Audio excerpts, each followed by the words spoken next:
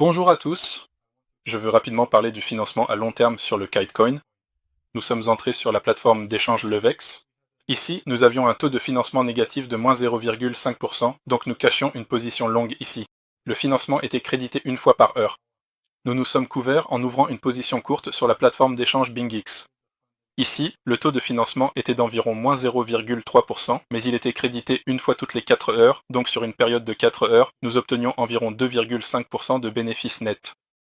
Je suis entré avec des ordres au marché. J'ai ouvert des ordres de 500 coins chacun, construisant progressivement une position de 40 à 60 000 coins, ce qui représente 50 à 60 000 USDT.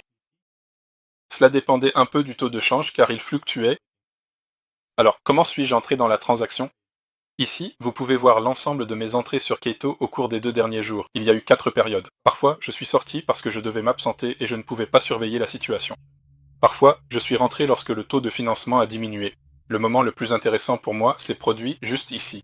Nous avons ouvert une position assez importante à un bon prix. Je suis entré presque sans aucun spread, c'est-à-dire que c'était inférieur à 0,1%, donc en fait j'ai payé plus en commission pour l'ouverture des ordres. En conséquence, je suis entré ici à 2 heures du matin à 1,13. Sur la plateforme Levex, c'était aussi autour d'1,13. J'ai dû sortir ici à 13 heures, puis rentrer après que le financement ait été crédité. Quelle était la raison de ce nouvel engagement? En réalité, il y avait 2 raisons. La principale raison était qu'à ce moment-là, la plateforme BingX facturait moins 1% et je ne voulais pas perdre 1,5% sans aucune raison. C'est pourquoi j'ai pensé qu'il serait bien plus rentable pour moi de sortir de la position et de rentrer à nouveau, même si j'allais perdre un peu sur le spread du prix et la commission d'entrée. J'ai tout de même économisé environ 0,3% net. Si j'étais resté dans la position, j'aurais perdu. Nous sommes sortis puis nous sommes réentrés. De plus, vous pouvez voir ici que le prix a pas mal augmenté.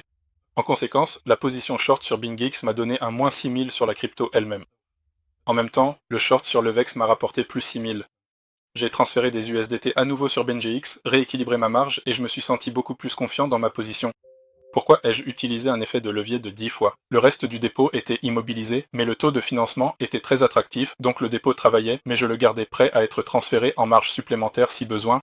Mais j'ai aussi essayé de surveiller toute la position de prêt, en restant devant l'écran pour pouvoir ajuster la position ou ajouter de la marge si nécessaire.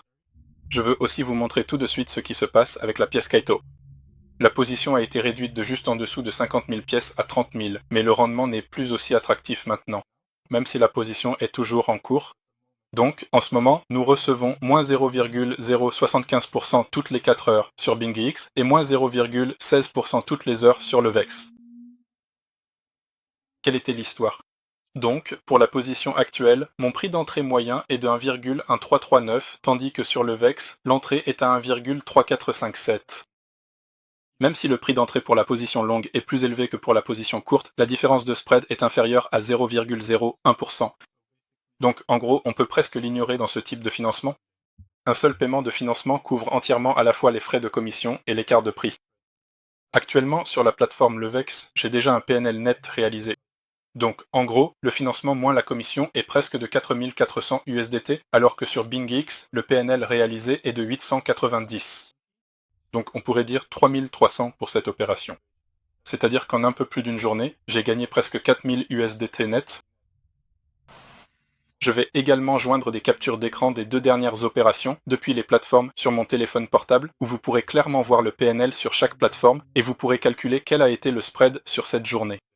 Je veux aussi vous montrer un peu combien de coins je gagne actuellement, car le taux de financement a diminué, mais il reste tout de même assez attractif. C'est pourquoi, pour l'instant, je ne vois aucune raison de sortir de la position, même si elle est à moins 0,16%. Néanmoins, chaque heure, je reçois 65 USDT, ce qui fait environ 1500 USDT par jour. C'est toujours très appréciable et très rentable. Je vais aussi faire défiler ici pour que vous puissiez voir les moments où les paiements ont été crédités. Comme vous pouvez le voir, à ce moment-là, il y avait une position ouverte pour 50 000 coins. Le taux de financement était alors bon, environ 0,5% et je recevais 270 USDT chaque heure. Je veux aussi expliquer tout de suite pourquoi, sur cette plateforme, la commission payée est affichée avec un signe moins. Eh bien c'est logique puisque c'est nous qui payons la commission. Si le financement n'était pas en notre faveur ici, il afficherait simplement le montant. Mais comme le financement est en notre faveur, le chiffre apparaît avec un signe moins, ce qui signifie que ce montant nous est crédité à chaque fois. Vous pouvez également remarquer ici qu'il y a eu un moment où le financement pour la pièce Kaito a chuté de façon assez significative.